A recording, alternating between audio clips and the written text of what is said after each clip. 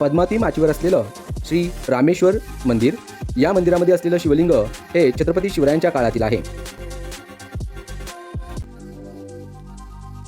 श्री पद्मावती देवीच्या मंदिराच्या समोर छत्रपती शिवरायांच्या पहिल्या धर्मपत्नी सईबाई साहेब यांची समाधी आहे.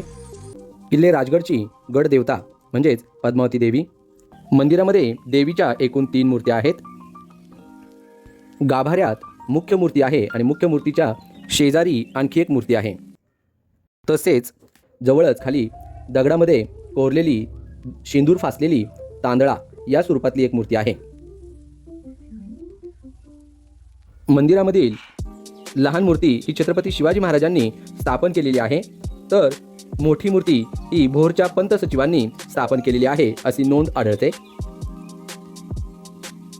मनोभावे देवीला नमस्कार करून तिच्या चरणावरती नतमस्तक होऊन गडाची पुढची फेरी पूर्ण करण्यासाठी आम्ही निघालो.